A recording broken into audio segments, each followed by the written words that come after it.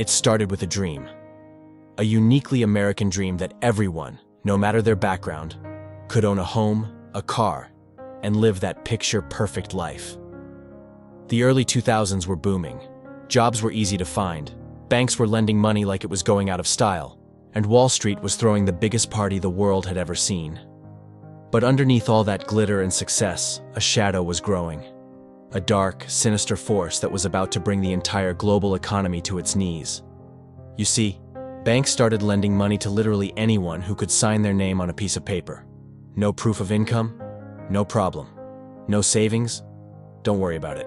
These were called subprime mortgages, a fancy, complicated term that really just meant, we'll give you a loan even if we know you probably can't afford to pay it back.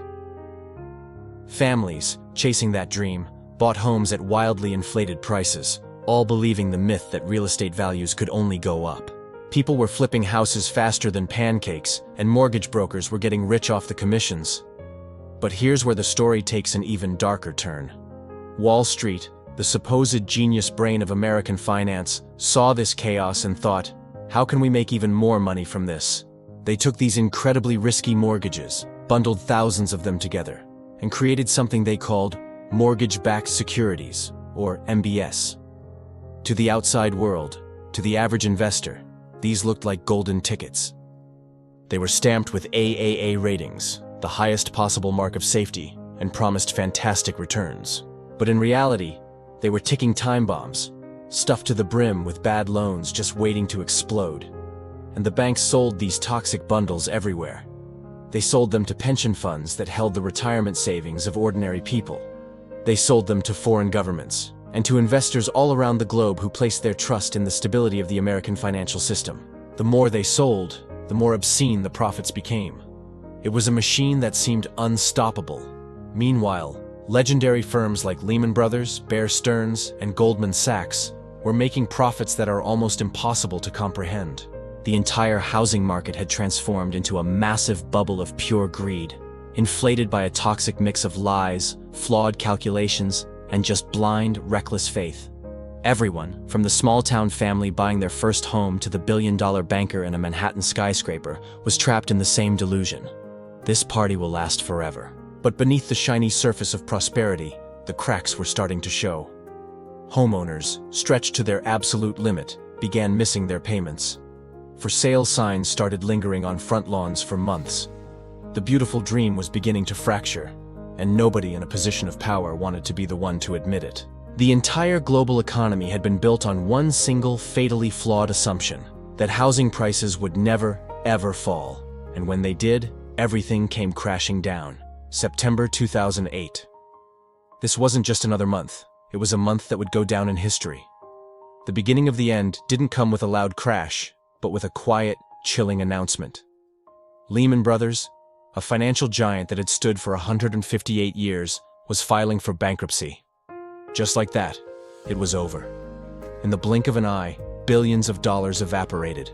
The next day, we saw the now iconic images of employees leaving their sleek glass towers, carrying cardboard boxes filled with the remnants of their careers. Wall Street, the very heart of global financial power, was paralyzed. It was a scene of disbelief, a modern-day financial Pompeii. What came next was pure, unadulterated chaos. The entire system was built on trust, and suddenly, that trust was gone. Banks, which lend to each other every single day to keep the global economy moving, slammed their vaults shut. They didn't trust anyone. The credit that businesses rely on to operate, to make payroll, to simply exist, vanished overnight. It was like the world's financial engine had seized. Stock markets around the globe began to plummet. It was a sea of red, day after day. In a matter of weeks, trillions of dollars in value were simply wiped off the map. This wasn't just numbers on a screen. This was people's futures, their retirement plans, their children's college funds, gone. And then, the pain hit Main Street. It was brutal and it was personal. Families who had recently achieved the American dream of homeownership were now facing eviction. Imagine the feeling of waking up one morning to find that your home, your sanctuary, is worth less than the mortgage you owe on it. This nightmare, known as being underwater, became a reality for millions. Foreclosure notices became as common as junk mail. the American dream was turning into a nightmare. Life savings, carefully built up over decades of hard work, disappeared. Retirement funds that people were counting on were shredded, leaving them with nothing. The security that so many had taken for granted was revealed to be a fragile illusion. The government was in full-blown panic mode. Treasury Secretary Henry Paulson, himself a former CEO of Goldman Sachs, went on live television. His voice was unsteady, his face etched with fear, as he begged Congress for an unprecedented $700 billion bailout. His warning was stark. Without this money to prop up the banks, the entire global economic system could implode. Not in months, but within days. For many Americans, this was the ultimate betrayal. The very same institutions that had gambled recklessly and caused this catastrophe were now being rescued with their tax dollars. Meanwhile, ordinary people were left to fend for themselves, losing their homes, their jobs, and their savings.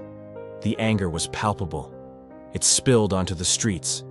Protesters waved signs with messages that cut to the heart of the matter. Banks got bailed out, we got sold out. The crisis wasn't contained to America. It was a global contagion. European banks, which had eagerly bought up the same risky American mortgage-backed securities, started to teeter on the brink of collapse. The entire nation of Iceland went bankrupt. The shockwaves radiated from Wall Street, hitting every major financial center from London to Tokyo. The real-world consequences were immediate and devastating. Airlines flew half-empty planes. Factories, once the lifeblood of their communities, fell silent.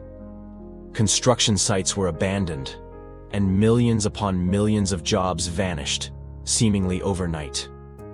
The global economy, which had seemed so robust, was in a state of free fall. In those dark months, a harsh and uncomfortable truth was laid bare for the world to see. The intricate, complex financial system that governed our lives wasn't designed with the primary goal of protecting ordinary people. It was a machine built and optimized for one thing above all else: profit.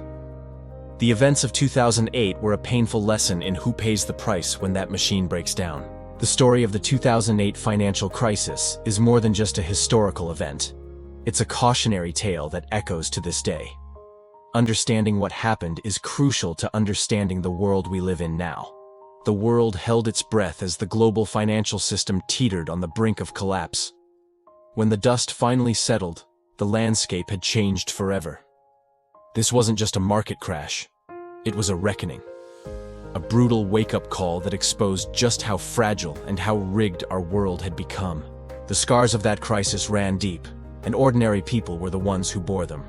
In the United States, the unemployment rate soared to nearly 10%, but that's just a number. Behind that statistic were millions of personal stories. Families forced to move in with relatives, their homes lost to foreclosure, bright-eyed college graduates saddled with debt who couldn't find a single job opening. For many, the American dream didn't just fade, it turned into a waking nightmare. The future they had been promised was suddenly gone, their credit destroyed, their savings wiped out. They never truly recovered. But what about the architects of this catastrophe? The ones who gambled with other people's money? Many of them walked away richer than ever. CEOs who steered their companies into ruin were handed golden parachutes worth millions. Wall Street, bailed out by taxpayers, quickly rebounded, and the champagne started flowing again. Meanwhile, Main Street was left to bleed. The injustice was staggering. A system that privatized profits but socialized losses was laid bare for all to see. Amidst the chaos and the anger, something began to shift. The crisis exposed the dark heart of modern capitalism, the unchecked greed, the criminal lack of oversight, and the blind faith in markets that had no regard for human lives.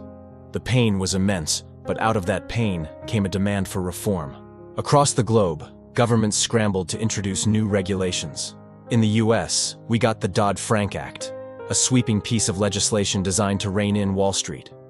We got the Volcker Rule, meant to stop banks from making risky, speculative bets with their own funds. And the Consumer Financial Protection Bureau was created, a watchdog agency with a single mission: to protect ordinary people from predatory financial practices. All of these measures were designed with one goal in mind: to ensure that a disaster like 2008 would never, ever happen again. But here's the haunting question that still lingers over a decade later. Did any of it really fix the problem? New safeguards were put in place, new walls were built, but the fundamental forces that caused the collapse, greed, speculation, and a dangerous overconfidence in our own systems, never truly vanished. They just went dormant for a while, waiting for the right moment to re-emerge. Even today, we can feel the echoes of 2008. We feel it in every sharp stock market dip that sends a jolt of fear through our retirement accounts. We see it in every housing price spike that puts homeownership further out of reach for a new generation. And we hear it every time the words corporate bailout are whispered in the halls of power. The crisis didn't just destroy wealth, it shattered something far more valuable: trust. Trust in our institutions, trust in our leaders, and trust in the very system we live in. It showed us, with terrifying clarity, how quickly the foundations of our world can crumble. It revealed how fragile our sense of security really is, and how the relentless pursuit of profit can turn prosperity into widespread devastation. The Great Depression of the 1930s reshaped an entire generation, defining their relationship with money, security, and government for the rest of their lives. The 2008 crisis did the exact same thing for ours. It forced millions of us to fundamentally rethink what safety, wealth, and success truly mean. Is it a number in a bank account? Is it the size of our house? Or is it something more resilient? It proved that history doesn't just repeat itself. It rhymes, echoing the same patterns of human behavior over and over again. The lessons are there, written in the pain of the past. But are we willing to listen? Or are we destined to hear that rhyme again, sooner than we think? The 2008 crisis wasn't just about banks. It was about us, our greed, our fear, our illusion of control. The world learned a painful lesson. When the money stops, the truth begins. If this story moved you, show some love. Hit that like button, subscribe, and join us on Blood and Fortune, where we reveal the dark truths that shaped our world. Thank you for watching.